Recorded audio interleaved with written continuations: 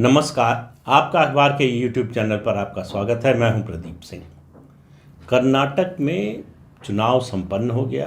Congress party भारी बहुमत से जीत गई। अब सवाल ये उठा है कि मुख्यमंत्री कौन बनेगा।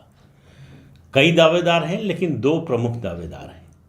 एक सिद्धरामैया जो 2013 से 2018 तक मुख्यमंत्री रह चुके हैं, और दूसरे DK शिवकुमार जो पार्टी के प्रदेश अध्यक्ष हैं। दोनों का अपना अपना दावा है, अपना मजबूत दावा है। सिद्धरामैया जनाधार वाले नेता हैं।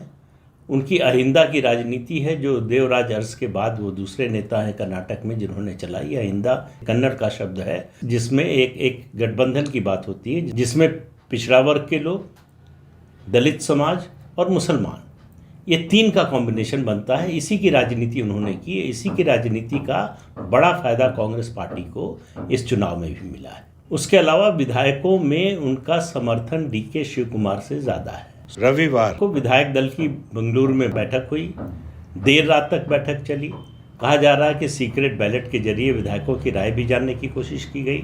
अब वो बैलेट बॉक्स लेकर जो पर्यवेक्षक दिल्ली आ गए हैं। अब हाईकमान के सामने मुद्दा रखा गया है। कई तरह के फार्मूले सामने रखे जा रहे हैं। एक कि 2.5 साल की जो है मुख्यमंत्री का पद का रोटेशन हो। सवाल फिर उसमें उठ रहा है कि पहले कौन। सिद्धरामैया पहले बनना चाहते हैं। उनका कहना है कि मेरी उम्र बढ़ रही है, इसलिए जो है मुझे पहले मौका मिलना चाहिए। DK शिवकुमार कह रहे हैं कि पहले मुझे मौका मिलना चाहिए, क्योंकि मध्य प्रदेश, राजस्थान और छत्तीसगढ़ का उदाहरण सामने है। पार्टी हाईकमान ने वादा किया जिनसे, उनको जो है वो रोटेशन में 2.5 साल बाद मुख्यमंत्री नहीं बना पाया। इसलिए इस तरह के वादों पर भरोसा नहीं किया जा सकता। लेकिन अगर DK शिवकुमार मान भी जाएं कि पहले सिद्धरामैया मुख्यमंत्री बने और वो डिप्टी CM बने, तब भी योजना है कि 3 डिप्टी CM होंगे कम से कम। एक वोकालिगा समुदाय से, एक लिंगायत समुदाय से और एक दलित समाज से। अब सवाल ये है कि इस डाइल्यूटेड पावर को क्या शेयर करना चाहेंगे DK शिवकुमार। मैं इस विषय पर चर्चा नहीं कर रहा हूं कि कौन मुख्यमंत्री बनेगा। दोनों के बनने की स्थिति में क्या होगा भविष्य में, उसकी बात करने जा रहा हूं। DK शिवकुमार पर CBI का केस है, ED का केस है, इनकम टैक्स का केस है। सिद्धरामैया पर भी 2 केस हैं उनके खिलाफ चल रहे हैं, जिनमें चार्जशीट शायद फाइल हो चुकी है। तो इस मामले में दोनों में बहुत ज़्यादा अंतर नहीं है। ये कहा जा रहा है कांग्रेस के लोगों की ओर से, कुछ लोगों की ओर से, कि अगर DK शिवकुमार को बना दिया मुख्यमंत्री और उनकी गिरफ्तारी की नौबत आ गई तो क्या होगा। DK शिवकुमार का कहना है कि 2019 में उनको BJP ने डिप्टी CM का पद ऑफर किया था, उन्होंने नहीं लिया, और उसके बाद उनको जेल भी जाना पड़ा। तो पार्टी के लिए उन्होंने बड़ा त्याग किया है, इसलिए उनका मौका है। दूसरा उनका तर्क है कि सिद्धरामैया 2006 में कांग्रेस में आए, जनता दल में थे उससे पहले, बाहर से आए। मैं उनसे पहले से कांग्रेस पार्टी में हूँ, 8 बार का विधायक हूँ, मेरा दावा ज़्यादा मजबूत है।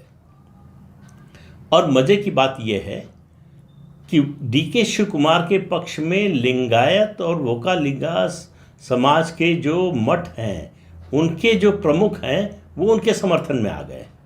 लिंगायत समाज के भी जो प्रमुख हैं, वो मठ के प्रमुख हैं, वो चाहते हैं कि DK शिवकुमार मुख्यमंत्री बने। और ये कोई बंद कमरे की बात नहीं है, वो टेलीविज़न चैनल के माइक पर ये बात बोल रहे हैं। इसलिए आप समझिए कि कर्नाटक की राजनीति किधर जा रही है।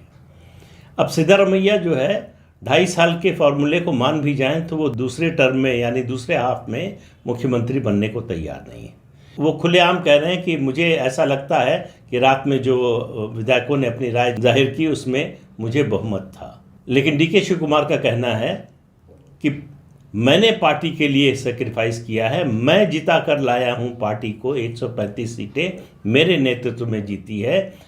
सिद्धरामैया के नेतृत्व में सरकार बनी थी 2013 में, उन्हीं के नेतृत्व में चुनाव हुआ 2018 में, और पार्टी हार गई, और बुरी तरह से हार गई। तो इसलिए मेरा दावा ज़्यादा मजबूत है। देखिए, कर्नाटक की राजनीति में ये जो परिवर्तन आया, ये अस्थिरता का परिवर्तन जो आया, वो 1989 के बाद से आया। 1989 में वीरेंद्र पाटिल प्रचंड बहुमत से जीते थे। कांग्रेस को या किसी पार्टी को उतनी सीटें कभी नहीं मिली। 178 सीटें कांग्रेस पार्टी जीती थी उनके नेतृत्व में। उनके मुख्यमंत्री बनने के 10 महीने बाद उनको स्ट्रोक हो गया राजीव गांधी बेंगलुरु आए, उन्होंने एयरपोर्ट से ही घोषणा कर दी कि मुख्यमंत्री को हटाया जाएगा, बहुत जल्दी नया मुख्यमंत्री आएगा। इससे नाराज़ हुए लिंगायत समाज के लोग तो लगातार 89 से और 2022 तक नाराज़ रहे। 2023 में पहली बार वापसी हुई है। और आपको बता दें कि 135 सीटें जो कांग्रेस पार्टी की हैं, उसमें 39 विधायक लिंगायत समाज के हैं। बीजेपी की हार का बड़ा कारण है। तो इससे भी आप समझिए। उसके बाद वीरेंद्र पाटिल को हटाकर जिस नेता का सबसे कम समर्थन था विधायक दल में, उसको मुख्यमंत्री बनाया गया। उनका नाम था एस बंगारप्पा, और वो 2 साल से ज़्यादा चल नहीं पाए, उनको इस्तीफा देना पड़ा। उसके बाद भी जिसको मुख्यमंत्री बनाया गया, उसका भी विधायक दल में बमुश्किल थोड़ा सा समर्थन था, लेकिन उनका समर्थन ऊपर था। के करुणाकरण जो केरल के बड़े नेता थे, उनका गांधी परिवार में रसूख था, करीबी थे, और उनके शिष्य थे वीरप्पा मोइली, उनको मुख्यमंत्री बनाया गया। तो कांग्रेस पार्टी में ये म्यूजिकल चेयर्स का खेल चलता रहा। एस.एम. कृष्णा बने मुख्यमंत्री। एस.एम. कृष्णा के बाद कोई वोकालिगा समुदाय का मुख्यमंत्री कर्नाटक में नहीं बना। इस बार बनने की संभावना दिख रही है। बनेगा कि नहीं पता नहीं है। एम.बी. पाटिल हैं, वो लिंगायत समुदाय से आते हैं, वो डिप्टी सीएम की कुर्सी चाहते हैं। परमेश्वर हैं जो दलित समाज से आते हैं, प्रदेश अध्यक्ष रह चुके हैं, वो डिप्टी सीएम बनना चाहते हैं। मुसलमानों की मांग है कि उनके समाज से डिप्टी सीएम एक बनाया जाए। तो क्या DK Shiv Kumar 3 deputy CM में से एक होंगे, ये बनना स्वीकार करेंगे? इसकी संभावना नज़र नहीं आती। जो राजस्थान में हुआ, जिसका असर आज तक 4.5 साल बाद तक दिखाई दे रहा है। आज ही पूरी हुई है जनसंघर्ष यात्रा सचिन पायलट की।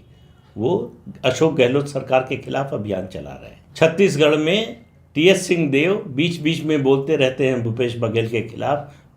कई बार आज आकर दिल्ली शिकायत कर चुके कि आप लोगों ने वादा किया था हमको 2.5 साल बाद मुख्यमंत्री बनाने का, उसका क्या हुआ? कोई उनकी बात सुनने को तैयार नहीं। ज्योतिरादित्य सिंधिया पहले भांप गए थे, उनको समझ में आ गया था, 1.5-2 साल में ही समझ में आ गया था कि ये लोग कुछ नहीं करने वाले, ये इन्होंने जो वादा किया था वो निभाने वाले नहीं। ज्योतिरादित्य सिंधिया को तो प्रदेश अध्यक्ष भी बनाने को तैयार नहीं थे। तो अल्टीमेटली उन्होंने फैसला किया, पार्टी छोड़ी, पार्टी तोड़ी और भारतीय जनता पार्टी के साथ आ गए। आज केंद्र में मंत्री। तो डीके शिव कुमार, टी.एस. सिंहदेव और सचिन पायलट नहीं है। मैं ये बताने की कोशिश कर रहा हूँ। डीके शिव कुमार ज्योतिरादित्य सिंधिया और हेमंत बिश्व शर्मा के स्वभाव वाले या उस रास्ते पर जाने वाले नेता हैं। अगर उनको मुख्यमंत्री नहीं बनाया गया तो इस बात की प्रबल संभावना है कि वो पार्टी को तोड़ दें। उनके साथ माना जा रहा है 56-57 विधायक हैं, और इतनी बड़ी संख्या पार्टी की सरकार गिराने के लिए काफ़ी है। लेकिन इस हद तक डीके शिव कुमार जाएंगे, इसमें शक है। डीके शिव कुमार की आने वाले दिनों में मुश्किलें और बढ़ने वाली हैं। कर्नाटक के जो डीजीपी थे, जिनको उन्होंने नालायक कहा, जिनको उन्होंने धमकी दी थी कि हमारी सरकार बनी तो देख लेंगे, तब बताएंगे, वो जिस दिन नतीजा आया है उसके अगले ही दिन यानी रविवार को सीबीआई के नए डायरेक्टर नियुक्त हो गए। तो इसलिए डीके शिव कुमार के लिए मुश्किल और ज़्यादा है। अब गांधी परिवार जो हाईकमान है, उसके सामने मुश्किल बहुत बड़ी है। अगर सिद्धारमैया को बनाता है तो डीके शिव कुमार को मनाएंगे कैसे? और डीके शिव कुमार को मनाते हैं तो सिद्धारमैया और उनका जो जनाधार है, जो अहिंदा की राजनीति है, उसका क्या होगा? क्योंकि अगले 10 महीने बाद लोकसभा के चुनाव हैं। लोकसभा चुनाव से ठीक पहले इस तरह की स्थिति कर्नाटक में हो जाए, इतना बड़ा बहुमत मिलने के बाद, ये पार्टी हाईकमान जाहिर है कि नहीं चाहेगा। लेकिन कोई निश्चित फैसला लेना पड़ेगा, किसी एक की तरफ खड़े होना पड़ेगा, दूसरे को मनाना पड़ेगा। क्या पार्टी हाईकमान, गांधी परिवार इस स्थिति में है कि जिसको मुख्यमंत्री न बनाए उसको समझा सके? जो अभी तक इंडिकेशन मिल रहे हैं उससे लगता है कि पार्टी हाईकमान सिद्धारमैया को मुख्यमंत्री बनाना चाहता है। वो ये घोषणा कर चुके हैं कि ये उनका आखिरी चुनाव था, इसके बाद वो चुनावी राजनीति से रिटायर हो जाएंगे।